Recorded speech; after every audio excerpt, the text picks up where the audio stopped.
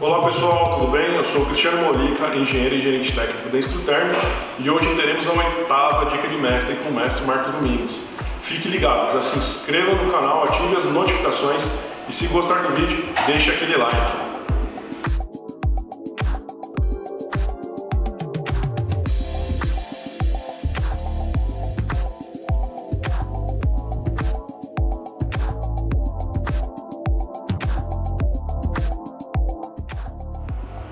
Hoje iremos falar sobre exposição ao calor e o risco de hipertermia. É com você, mestre.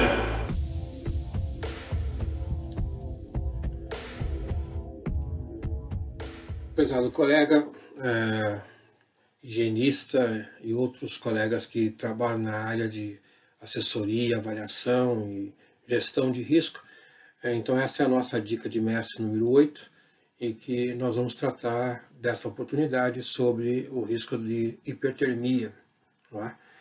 E que é muito importante para quem está exposto a situações críticas de calor, como infundição e cerâmica, indústria de papel e vai, né? Então esse tem sido o nosso trabalho aqui já há algum tempo, gravando esses vídeos por iniciativa da Instruterm.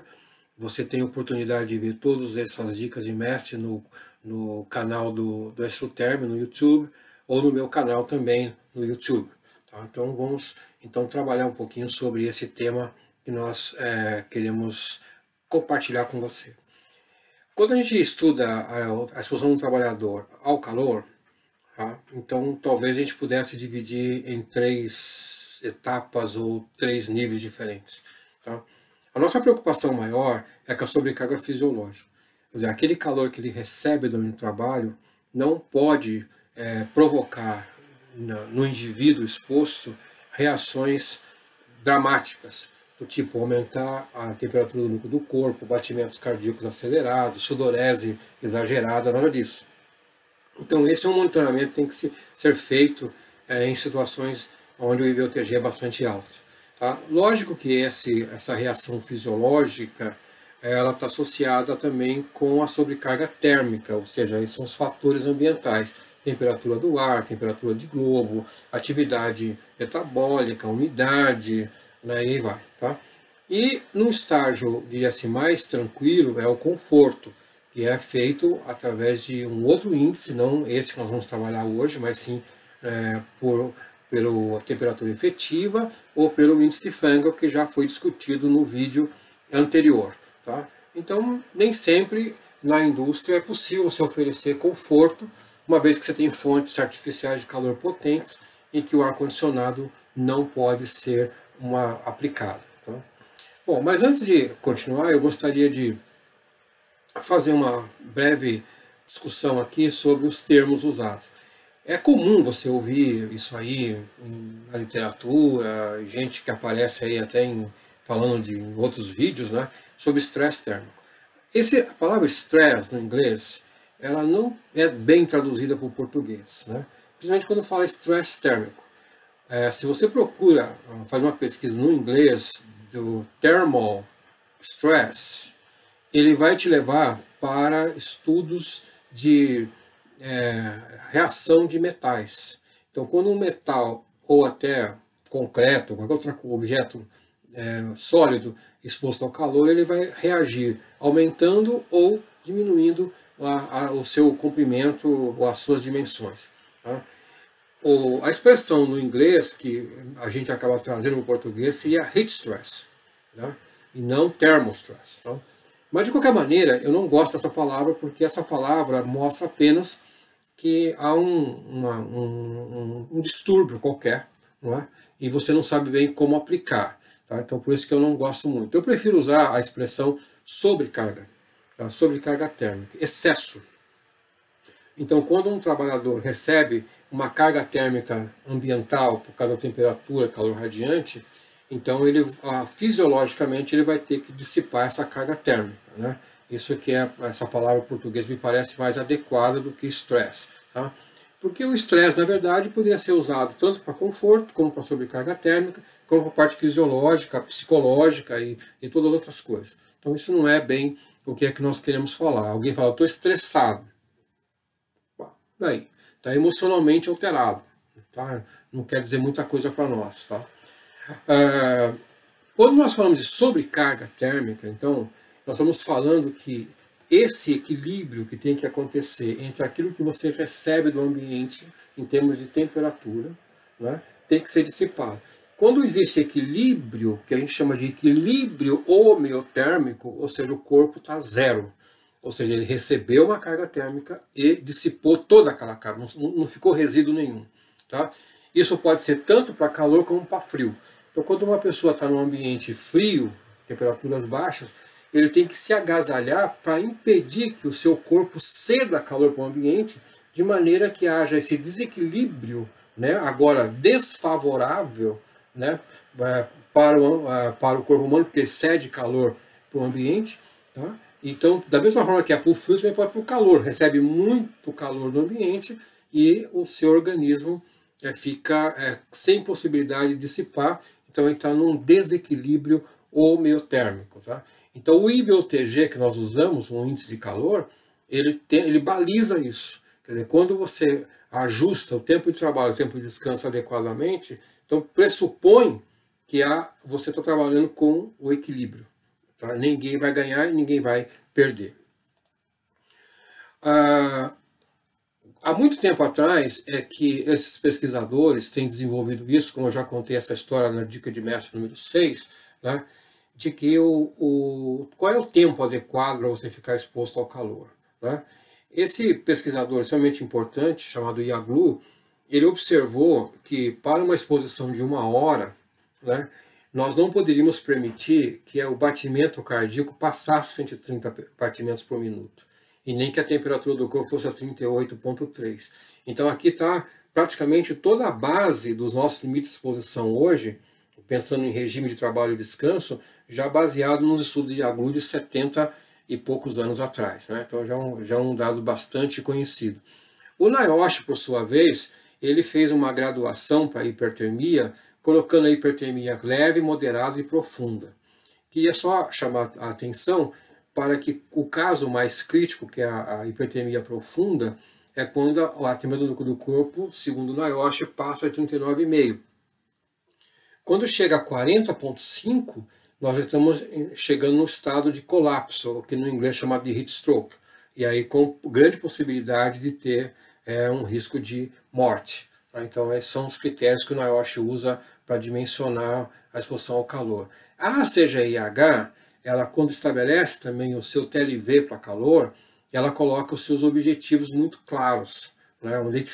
Para que serve exatamente aquele TLV. Eu gosto muito de observar isso na CGIH, porque o limite tem um objetivo claro. Né? Eu às vezes vejo nas nossas normas, no modo geral, que elas não nos dizem exatamente onde é que elas querem chegar. Se você pegar a própria NHO 06, ela, quando coloca logo no começo da sua introdução, ela diz que é para evitar danos para a saúde. Mas aí você não sabe exatamente o que é, se é na pele, se é de respiração, você não sabe bem. Então, a CGIH aponta exatamente. Então os TLVs da CGIH, que aliás são muito parecidos com o da NHO, dizem o seguinte, que é para evitar que a temperatura do corpo não passe 38 graus. Tá? E para evitar que tenha o heat stroke, ou colapso. Né? Então esse é o objetivo bem definido lá no livretinho da CGIH.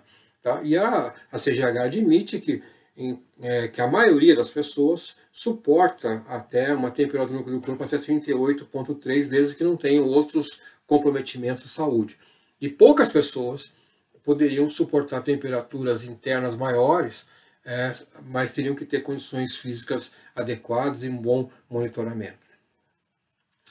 Bom, nós usamos o IBOTG, assim como o mundo todo usa, né? São raros os países que usam índices diferentes, tá? E aqui tem alguns detalhes que eu queria chamar a sua atenção, porque você não pode pensar que esse IBOTG, esse índice de avaliação do calor, é perfeito. Aliás, não existe nenhum índice perfeito. Né? Sempre há limitações, principalmente nos extremos. Tá? E uma das limitações que nós vamos encontrar no nosso IBOTG é a velocidade do ar, e também alguns pesquisadores apontam como a umidade relativa do ar, que em certas condições extremadas, aquele resultado que você tem não representa exatamente aquilo que acontece no organismo, então, portanto, teria uma certa dificuldade em você estimar o risco aí. Tá?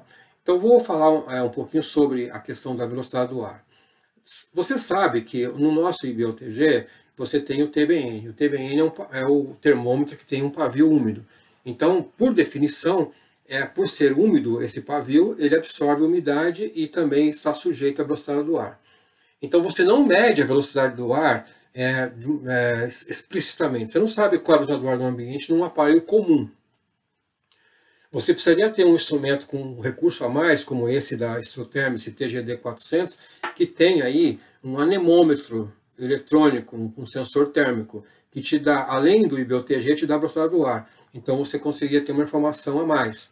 Tá? Mas não são todos os instrumentos que permitem esse dado para você. Tá?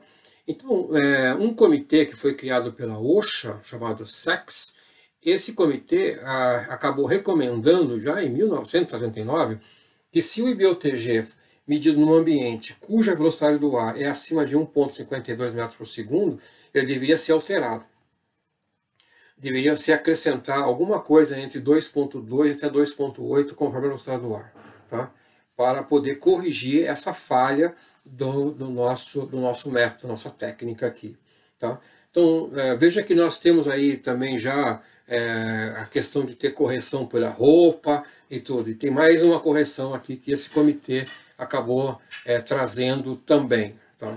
Essa é uma outra questão para ser observada. Eu estou falando isso em condições críticas mesmo. Né? Quer dizer, você está num local de trabalho, uma siderúrgica, uma indústria de papel na parte dos secadores, uma indústria, uma tinturaria, alguma coisa, e o trabalhador, depois de passar um certo tempo lá, ele quer ficar na frente de um ventilador, onde é uma grande turbina, então isso não é totalmente adequado. Tá? Bom, em termos também de risco, né, assim, muitas vezes eu tenho notado que as pessoas falam, existe o risco disso, o risco daquilo. Mas você não gradua exatamente o risco. O risco tem que ser graduado. Risco é estatística. Risco é possibilidade. Então, quando alguém fala que há risco e não diz exatamente qual é a possibilidade, ele não falou em risco. Tá? Ele deu uma informação pobre. Informação. Tá? Então, o melhor que a informação nós podemos ter é quando a informação vem acompanhada de uma estatística. Note que aqui nesse exemplo que eu estou dando, baseado num artigo escrito por esse Wildon e o Haynes, da África do Sul, numa experiência que eles tiveram lá nas minas de ouro, ele estabelece uma estatística para ter um risco de colapso do heat stroke. Eles não usaram o IBOTG, usaram a temperatura efetiva, o mesmo índice que está na NR17. Tá? E em cima desses valores eles fizeram essa estatística. Então, vou usar apenas um número aqui para ficar um pouquinho mais claro para nós. Uma situação bem crítica. Tá? Então, alguém está numa temperatura efetiva de 36,6 graus. Isso, tentando se aproximar do IBOTG, eu acredito que seria alguma coisa próxima de 38 graus medidos no IBOTG. Porque o IBOTG é um pouquinho maior que a temperatura efetiva, né? Segundo uns dados que nós encontramos numa literatura publicada no Japão. Nessa circunstância, tendo uma temperatura efetiva de 36,6 e talvez um IBOTG de 38 ou 37,5, alguma coisa assim, nós teríamos 31,6% da população exposta com risco de colapso. Então essa é a situação estatística que esses pesquisadores trouxeram. Você pode ver isso com mais detalhe nesse livro do Naoshi, que eu acho excelente, você pode baixar pela internet, que é esse Criteria for a Recommended Standard, Occupational Exposure to Hot Environment. Tá? Esse é do Naoshi, você entra no site do Naoshi e pode baixar esse livro aí. Então, essa é uma grande fonte de informação para você. Muito bem. Falando dos limites da NHO 06, você deve ter observado que lá na tabela 2, em tabela 1 e tabela 2, ele vem uns limites bem minuciosos, bem detalhados mesmo. Né? Isso tem uma grande vantagem, porque você, quando está fazendo a sua avaliação, você não precisa fazer nenhuma interpolação, porque já todas as interpolações estão ali naquelas tabelas. Por outro lado, quando a gente transforma isso em gráfico, a gente percebe que os limites ficaram lineares, né, bem cartesianos. Tá? Então, quando você compara com a taxa metabólica, entre 100 até 450 watts, por exemplo, você percebe que são linhas praticamente retas. Quando você olha para os limites dos TLV-CGH, você percebe que eles não são retos assim, eles são mais encurvados. Tá? No fundo, não vão fugir muito. Né? Tá? A única coisa que na CGH dá a entender que nessas cargas metabólicas mais baixas, o limite é um pouco mais frouxo. Né? E nas cargas mais elevadas, eles se assemelham ao que está aí na nossa NHO 06. Tá? Apenas um detalhe que eu estou chamando a sua atenção quando você compara os valores. Tá? Bom, uma outra coisa importante é quando você tem um trabalhador exposto a uma situação muito crítica de calor. E aí a nossa NHO 06 estabeleceu um valor teto. Isso aqui não é uma novidade, isso aí o NIOSH já tinha estabelecido isso lá atrás. Né? Antes até de 1986 estabeleceu isso. Tá?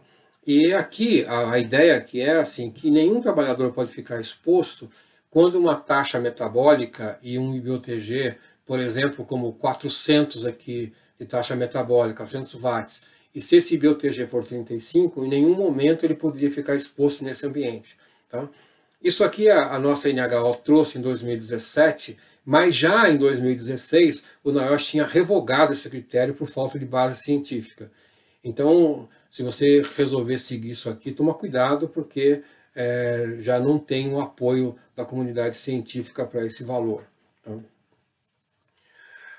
Uma outra coisa importante que a CGH traz, né, é com relação ao monitoramento fisiológico. Até então, nós, higienistas, íamos lá no meio de trabalho, usamos o medidor com o BioTG e olhamos a carga metabólica por diante e fazemos nosso relatório. A CGH introduz no seu critério também um monitoramento fisiológico, que aí você vai precisar um pouco de uma ajuda de ter alguém da área da saúde, um enfermeiro ou um médico para te acompanhar nisso, para ver se aquela reação fisiológica também não foge de certos parâmetros. Note isso aqui, ó, tá? A CGH coloca, primeiro, um limite para batimento cardíaco. Né? Você tem uma pessoa, vamos supor, uma pessoa com 20 anos, o máximo batimento cardíaco para ele é 160. Mas nós já vimos lá atrás, né, de que 160 é muito alto, porque já há 70 anos se sabia que não podia passar de um 130. Mas a CGH tolera isso. E na medida que a pessoa se torna mais idosa ou mais madura, esse resultado vai ser, lógico, menor. Uma pessoa com 50 anos de idade não poderia ter mais do que 130 batimentos cardíacos por minuto. Tem limite para a temperatura do corpo, e tem uma coisa importante que é em quanto tempo ele recupera a sua frequência cardíaca. Tá? Isso é feito 1 minuto após o seu trabalho, e isso tem que cair o seu batimento cardíaco para menos de 120 batimentos por cardíaco. Se ele não consegue recuperar a sua frequência cardíaca, ele está entrando num estado de colapso. Tem que tomar muito cuidado com isso. Tá? E tem também critérios para perda de peso, sudorese intensa e até de sódio na urina. Isso que a CGH estabelece como padrões para o monitoramento fisiológico. Né? Um outro autor que eu estou citando aqui também, ele coloca outras regras que poderiam te ajudar nessa questão aqui do repouso. Né? Você vai medir entre 30 segundos e 1 minuto, pode medir de 2,5 até 3 minutos, né? E você compara o batimento cardíaco que estava até 1 minuto com o cardíaco que está até 3, então você tem que ver uma queda significativa, né? Tem que haver mais que 10, uma redução acima de 10 batimentos por cardíaco depois de 3 minutos, senão, caso contrário, a pessoa não está se recuperando adequadamente. Tá? Então esse tem outro critério mencionado aqui também. Tá? Acho que o da CGH é mais fácil de compreender. Tá? E, por fim, a questão da urina, por exemplo, às vezes é difícil você fazer um monitoramento da urina em termos de sódio, mas você pode observar pela cor. Né? Então, o NIOSH coloca aqui uma coloração, uma graduação de cor, e nota que quando a sua urina estiver mais escura, aproximando assim de um amarelo para um marrom, é porque a pessoa está desidratada. Ela precisa urgentemente beber água. Tá? Então, com isso, colegas, eu estou aqui acrescentando a você mais informação para você poder interpretar melhor a exposição ao calor, né? E eu faço votos que você não se limite só àqueles numerozinhos da legislação e tenha um raciocínio bastante legalista. Não. Faça um trabalho técnico melhor, né? Use essas informações para você interpretar com mais precisão o seu trabalho. Ok? Veja você então que você melhore a sua prática profissional e tenha sucesso na sua carreira. Um grande abraço. E aí pessoal, gostaram do vídeo? O professor aí mandou bem, né? Então ele deu várias dicas aí de você interpretar os resultados, né? Não só se basear em números, mas também avaliar toda a situação, né? Os indicativos fisiológicos do calor e muitos outros. Essa foi a 8ª dica de mestre. Se você gostou, não se esqueça de dar aquele like, se inscreve no canal, ative as notificações e escreva no comentário o que acharam do vídeo e qual tema vocês gostariam que a gente trouxesse para vocês. Um abraço a todos e até mais!